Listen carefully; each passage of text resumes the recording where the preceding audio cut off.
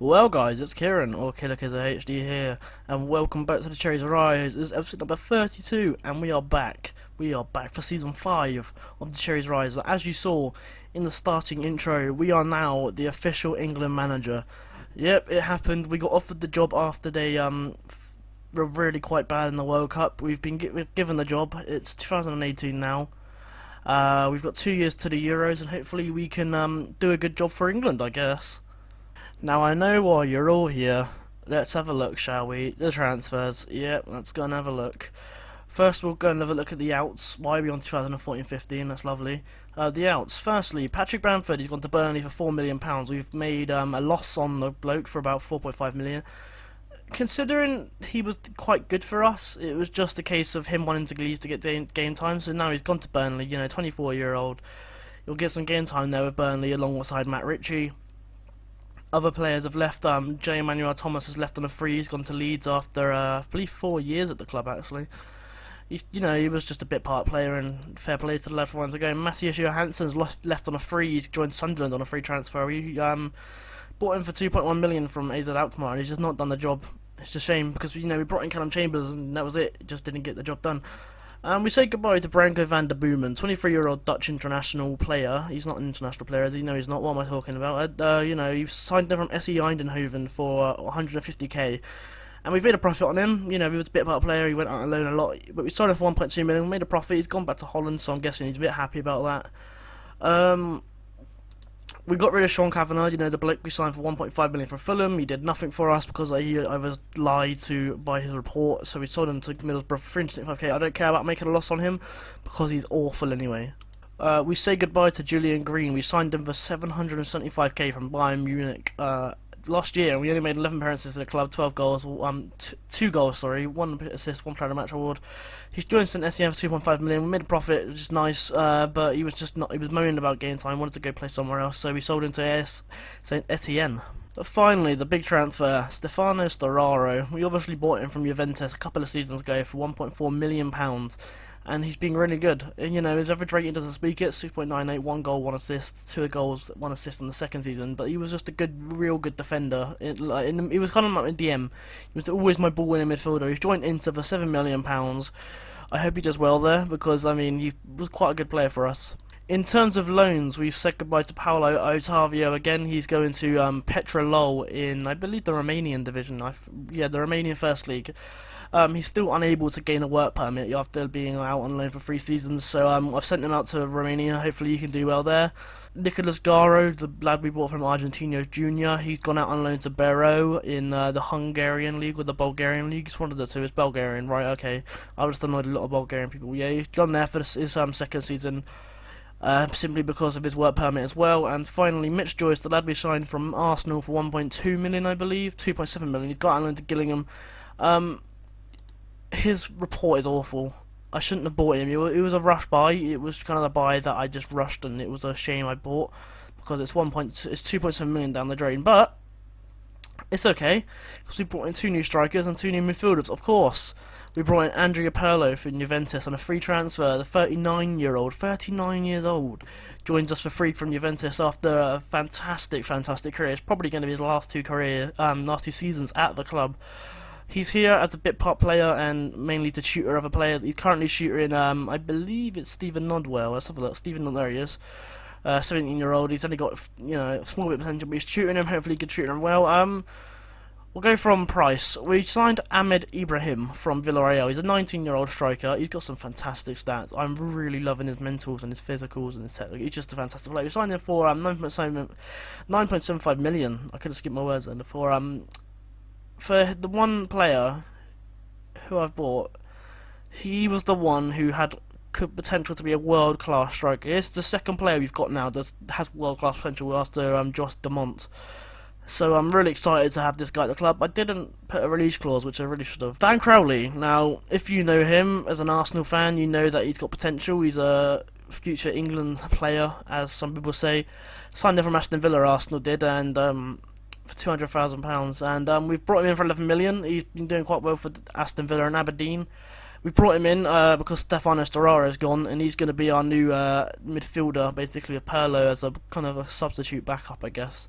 I'm looking forward to seeing how he does. He's only got 2-star current ability, 5th thing, but he will be getting game time. Payot and Nick Powell will be the starting ones, and Pirlo and Crowley in behind. Sermon still hasn't left the club, and neither has Adam Lallana. Finally, Paddy Bamford left, didn't he, to Burnley, and Harry Kane was on offer. Man City said to us, you know, give us £25 million and I'll take it, and I managed to put it around to 19.5. They bought him £37 million from Tottenham, and he was just not playing for him. So we've got a really good bargain there, if you ask me, for the lad. 3.5-star current ability, not much potential left in him after 25 years old.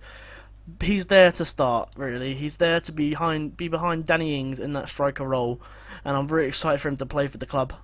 Other news, we have finally bought the stadium. The stadium has now been officially bought. We have now options to obviously expand the stadium and all that, which is quite cool. We own the stadium. It's awesome. So let's get into our pre-season then. We were offered chances to go and play against Monaco, Stade Rennais and Stade Brestois. We drew 2-2 with Stade Brestois. Bailey Cargill and an own goal by Ismail Traore getting us the goals. In the next game we had our biannual friendly against Bournemouth F.C. You know, we always go away to them every 2 years, and we managed to win 6-0. Mario Alvarez with a hat-trick, Ahmed Ibrahim with 2 goals, and Luis Alberto with a goal. Next, we travelled away to Stade Rennais, and we won 2-1. Grealish and Alberto getting our goals. They got a goal through 2-VN, but it was not enough, really. They did start the game, you know, they scored, obviously. The next game, we were at home to Real Madrid, and we got the sausage. Dybala and an Isco hat-trick killing us off. Mario Alvarez did get a goal, but, you know, Real Madrid just Real Madrid. In the next game, we were at home to Barnet, and we won 2-0. Callum Chambers and Harry Kane with the goals. It was more of a tester game on a Sunday, really. We were trying to keep the fitness up, and then we were away to Monaco, and we got the sausage. Henriksen, Falcao, Garnier, and Proudie with the goals. And finally, we were travelled away to Udinese, and they won 2-0. Quintero and Zapata with the goals. The game we have today, we are home to Chelsea, the former champions, after they lost the title last year to Manchester City on the final day after Manchester City gave us the dicking. So that was quite irritating. In terms of teams who came up, I can't remember who it was off the top of my head, to be honest with you. I'm trying to remember who it was. It was Reading. I remember Reading. I remember... Could it have been Watford? Could it have been? I don't remember. But let's get into the game anyway, see what we could do against Chelsea. We are the early kick-off. We get TV money, lovely. We've only beat Chelsea once, and that was the Capital One Cup final that I bloody fucked up with recording, which was very annoying. I'm not looking forward to seeing if they got on their sign. They've got John Stones. That's really realistic. That's crazy. What are they thinking? They're thinking Dan Crowley, Vincent Payot with... Where's Nick Powell? Is he injured? Danny Ings is injured. Oh, of course Danny Ings is injured. I forgot to mention, Danny Ings is actually injured for 2 to 3 months. I can't remember what friendly he got injured in, but, you know, that's just how it is. He's gone. Nothing we can do about it. Harry Kane gets more game time. Ibrahim can play when he wants to. That's nothing else we can do. Nick Powell, why is he not on the bench? Just because he's knackered. Okay, right, we'll put Zwicker and Cargill on the bench. We'll put Pirlo on the bench with Alvarez, Campbell and Ibrahim. We'll take Campbell off and bring on Demont. We'll bring on Demont and see what he can do. I want to give him more game time this year. With Europa League and the Cup games coming up, we need to give him more games to give him to that full potential. We're favourites, that's amazing. How the hell are we favourites against Chelsea? Can we see their side, please? Why are we favourites? Right, let's go for the top. Costa, Hazard, Oscar, Cuadrado, Matic and Ramirez. That's all the same. Azpilicueta, Zuma, Benatia, John Stones and Courtois. Okay, right. Ben Hewitt, Cahill, Yarmolenko, Rondon, who's just signed for West Brom, by the way, Delafay, Felipe Luis, and James Ward-Prowse. Why are we favourites? Chelsea's side is ridiculous. Right, let's get the lads all positive for this game. We owe Chelsea. It always works. It always works. We're going to attack it. We'll go attack it, see what we can do. I'm really hoping we can get a win here. Imagine if we get a win against the former champions on our first game. Dan Crowley, by the way, is debut for the club. Harry Kane's debut for the club as well. Ball in by Grealish. Azpilicueta gathers it to Oscar. Hazard. He's going to put it out wide to Azpilicueta. Bloody hell, look at the pace on him. He's going to shoot. It's over. Whoa, that was a big chance for Chelsea there. But Azpilicueta's pace was scary.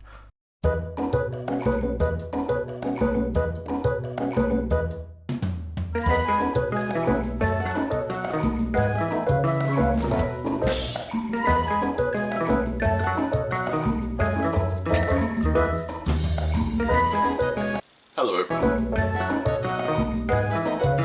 We're going to go ahead and put it on control, see if that makes any difference, and if not, we'll put it on counter, see if we can get the win here. Hazard with the ball in to Cuadrado, Luis Alberto clears it to Azpilicueta.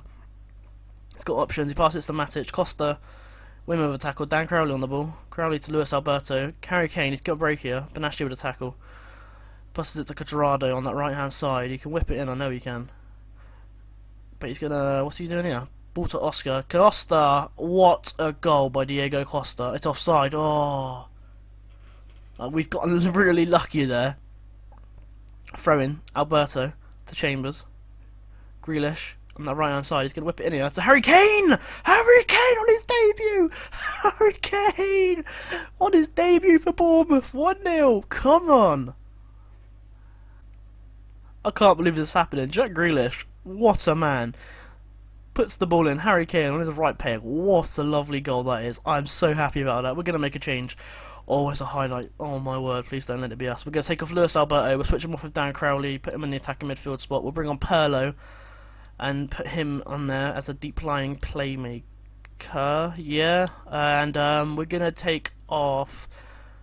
Actually, we're going to take off Crowley and bring on Demont. Let's give Demont a game. Let's see what he can do against a big side like Chelsea. Let's see what this highlight has. What's on this highlight then? Rajkovic with the ball out, puts it to Kane, Pirlo to Crowley, on that right left hand side to Iturbe, gets tackled by Ward-Prowse, Benassi to Hazard. What are they going to do here? Please don't let him score after just getting so excited over Harry Kane's debut goal. Hazard whips it in the mixer, Diego Costa, oh, what a save. Oh. Cuadrado with the goal, Diego Costa's injured, but Cuadrado has scored. It's 1-1. Let's have a look then. Hazard with the ball in. Costa, I'm guessing, knocks it over to Cuadrado. What a save by Rajkovic. Get up, mate. He takes a... What's Rajkovic doing? I hate that so much. The rebound guards are just so AIDS in this game. We're going to make our final change of the game. We are going to take off Iturbe for Mario Alvarez and see if he can do anything. We'll bring on Ahmed Ibrahim for a game later. Hopefully he can do something. You know, it'd be great for him to do something. He's got world-class potential. It'd be amazing. Chelsea have really taken that possession now. Matic has got injured. That's huge. Pirlo! Pirlo! Pirlo! Oh my god! Trademark Pirlo. Oh my god. Advantage Bournemouth. What a fucking goal by Pirlo. Oh my god, can we hold on? This will be a famous win here at Dean Court. Can we hold on for the 2-1 win against Chelsea? Oh my god, I think we've held on. Courtois with the ball out. Cook heads it away. Felipe Luis. 3 seconds, 2, 1. Oscar. What a win! Pirlo and King with their debut goal. That's so cool. Oh, I'm so happy. Oh no, we've got to be passionate today. Very nice victory. Well done. Pirlo, my son. Mate, no Pirlo, no party. Oh my god, what a win to start off the season against a massive Chelsea side. I can't believe it. What a debut by the bearded god, Pirlo. On his debut, comes on and whips in a fucking beautiful free kick. I can't believe it. I'm actually like shocked. Oh my word. I'm so happy. That's so fucking cool. I'm so happy. So that's it for this episode. We've got to take into consideration now about the England games, which is quite irritating. But I think our next game's actually going to be I'm thinking the Austria game or the Russia game really. But that's a long way away. I don't know, man. I'm looking at it like Leicester, Burnley, easy wins there. Russia and Holland, they're not really too massive. We can probably play them again. If we play Hull and then Russia, or maybe I've got an idea. Key idea.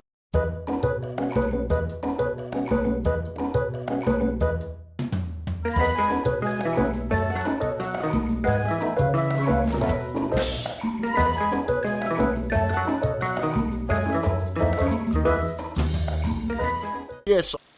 Alright, that's it. That's the Cherries Rise. that's another episode done. I hope you enjoyed. If you did, leave a like. If you did, tell me in the comments down below, and please subscribe. And I'll see you all very soon for another episode of the Cherries Rise. Hello everybody.